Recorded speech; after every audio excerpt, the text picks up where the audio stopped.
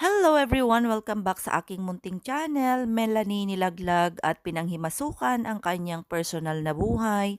Ayon sa mga supporters ni Reyna, mangilan-ngilan sa reactors ni Melanie at ni Reyna noon ay naging bashers na nga nila ngayon. Tara't alamin natin kung ano ang naging reaksyon at magiging reaksyon kaya ni Melanie sa usaping ito. Siyempre, bago ko umpisahan ang video na ito, gusto ko po munang magpasalamat sa lahat ng supporters na walang sawang sumusuporta sa kwento ng buhay ni Reyna.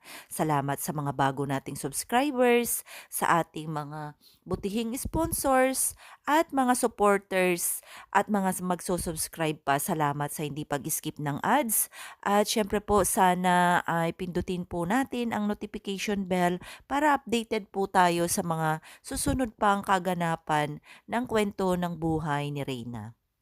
Napakabilis ang mga pangyayari dahil kamakailan ay talaga namang nagkakasundo lahat-lahat ng community ni Reyna nang bigla na lamang po itong nagkagulo nung kuhanin nga ni Mama Melanie, na pagdesisyonan ni Mama Melanie na kuhanin na nga si Reyna sa Kalingap.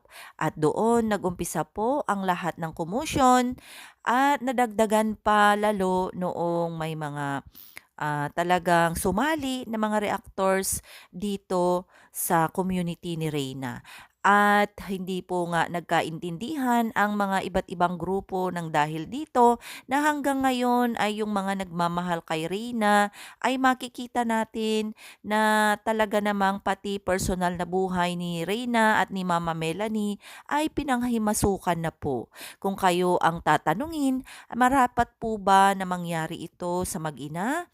At sana po makapag-iwan kayo ng inyong mga komento at mga opinyon upang sa ganon sa lahat po ng mga reactors, maka-rain naman o hindi, sana po ay iwasan po natin o wag po nating sobrahan ang pangahamak ng mga iba't ibang personal na buhay, lalo naman po kapag hindi ito reactor o hindi po ito vlogger, kasi po ibang-iba po ang impact sa buhay nila. Lalong-lalo na po si Mama Melanie ay nag-aalaga po sa kanyang mga anak, lalong-lalo na ay hindi po madali ang kumbaga ay mga sinabi ng mga doktor na mga gampanan ni Melanie dito sa buhay ni Reyna.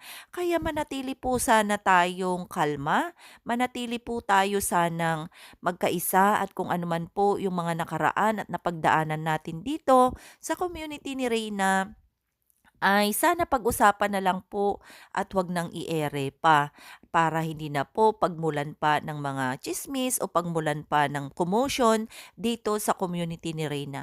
Alalahanin po natin na minsan na rin po nating minahal si Reyna at hanggang ngayon ay alam ko mahal pa rin natin siya, kaya naman alang-ala sa bata ay magkaisa at magmahalan na lang po.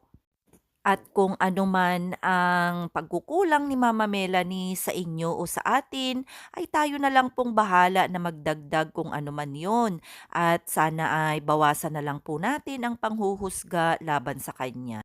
Si Melanie ay pinilit niya pong manahimik at mag-alaga at mag-focus sa kanyang pamilya at kanyang mga anak. Kaya naman po, maraming salamat and may God bless us all.